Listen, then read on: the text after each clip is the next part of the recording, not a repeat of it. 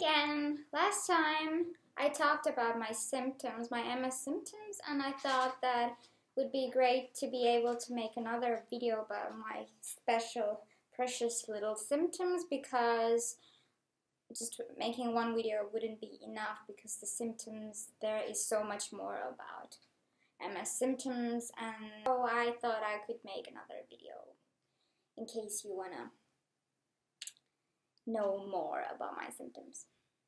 So basically what my symptoms were, they were in my hands, but I never thought that I could have problems with my hands. And that is so crazy, because most people, well, they do have problems with their feet and legs when they have MS or other disabilities. But I never thought this. And because I work as a translator, I basically work with my brain and my hands. They have to be in sync. But it's very difficult with these lousy disabled hands to fully be able to work, and it's very sad because you just have to deal with it and find another way to make it happen. So I have these good and bad spells, but most of the time I do have some symptoms. And recently, the past year, I had these crazy symptoms where my blood vessels, my greatest veins close to the skin, they just dilate and they get big and large, and just without any reason. There doesn't have to be any kind of pressure or going to the gym. You know, the bodybuilders have these huge vessels, but I just get them without any reason. So they basically look like this.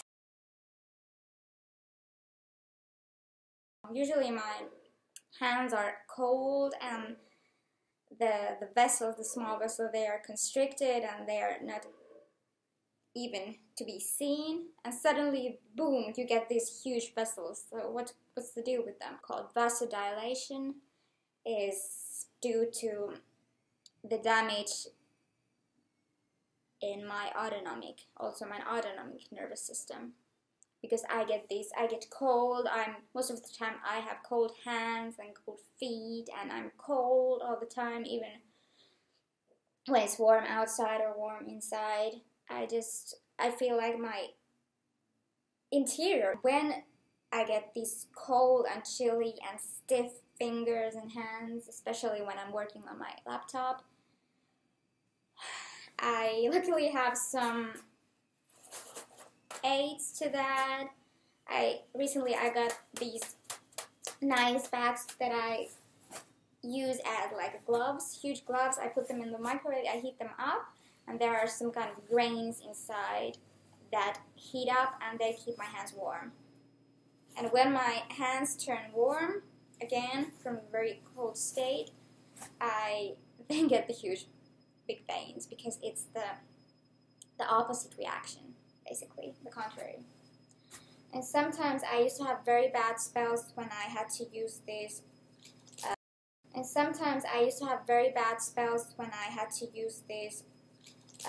aids, these supports for my wrist, especially when I was working on my laptop.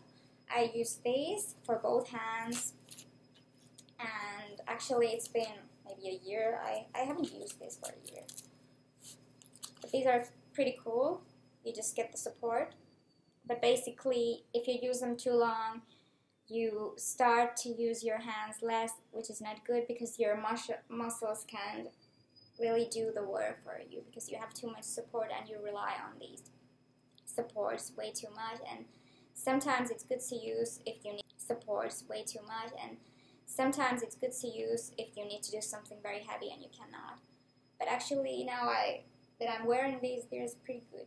But I prefer not to, because I need to use my hands. The more you use your body, your brain, your hands, your feet, your balance, your every bodily function, it's better for you. You won't lose it that easily.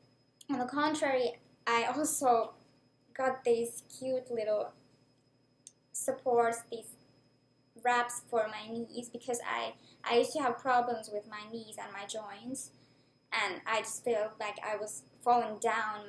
My feet and my legs weren't or they didn't have the support that was needed to be able to maintain a good balance and walking and anything. So I got these, but these are like not very supportive. I just gave this to my cat, and so I bought another one that is in the cellar, and I don't use it as much because luckily I don't have these leg symptoms anymore. At least they're not bad. I can walk stairs and I can do some jogging, and that is something I'm grateful for. And also, what is another very, very weird symptom most MSers get, especially when they're newly diagnosed, the doctor informs them about this symptom called Lermita's sign, or Lermita's sign is basically when you bring your chin down close to your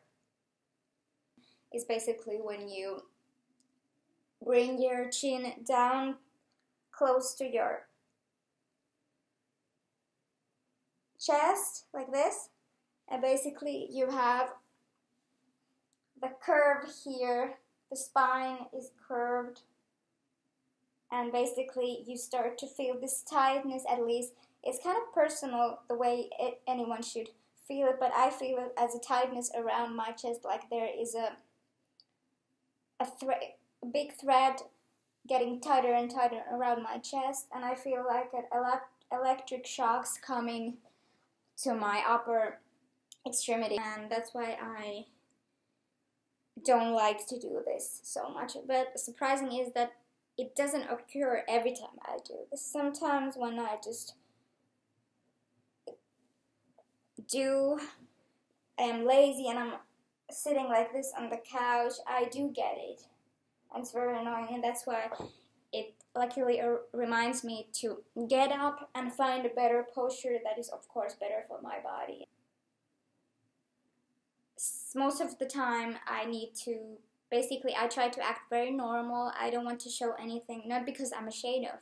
I'm very proud that I'm coping at somehow with this disease, but most of the people having MS, they at some point they will show symptoms to other people, but when you're at early stage of the disease, you don't usually show any symptoms to other people. When you go public, there's nothing that anyone would notice unless you will tell them. You will tell these people, and I don't have a problem telling people that I have this and this. And actually, I'm very happy if people want to hear about my story and people want to hear about MS, because the awareness is very important, that there would be spread awareness about MS. We should all raise awareness on diseases and conditions that are life-threatening and are difficult and chronic and need some cures. MS needs cure, and HSCT is the closest cure that has been found so far, and I hope that these symptoms I have now, they will be at least partially gone after the treatment. Of course, I'm not having too high hopes, but time will show, and I'm trying to work actively to keep progressing even after the treatment, because you have to be yourself involved, making yourself better, making your health better. There won't be any improvement unless you will be actively involved and willing to get better. And basically what I also tend to have is some kind of tiredness. I get very fatigued every now and then. Luckily, it's not something I suffer every day. It is basically when sometimes I have to walk very long distances, a very short period of time, and when I get back home, I just take these naps, and they might get long, they might get even, I might take, usually it's not, and sometimes I just want to nap for 2 hours, and when I get up again, I just fall in this very deep sleep where I see these nightmares and weird dreams. I get very moody after these. But fatigue is something that most people with MS have or have had, and they can relate to that, of course. But it's personally, I don't feel it as very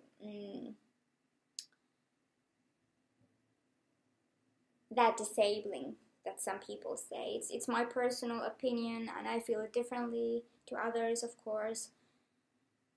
In the past, I wasn't able to sleep. I was always active and doing things, but now the opposite is happening. This point in my life when I'm having these very fatigued spells and I'm just constantly tired and not able to do things I want, and now the weather is great, you should go out, you should run. Nobody should judge, nobody should say what you should do. Just take a nap if you need to take a nap, and just be grateful if you have a wonderful place to take a nap, and if it makes you feel better, take a nap. And I don't feel bad at all. I don't feel lazy. Other people might call me lazy, but if you have a condition called MS or some other autoimmune disorder that will prevent you from being the active person that we all are supposed to be, just don't overthink. But if somebody wants to know more about MS symptoms in general, or symptoms I've had, but I guess I told them in the first video. I explained most of my symptoms I've experienced during my MS course so far.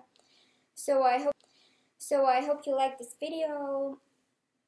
Share this video if you liked it, if you think that somebody should see it. I would appreciate you donating just even a small penny to my AGCT fund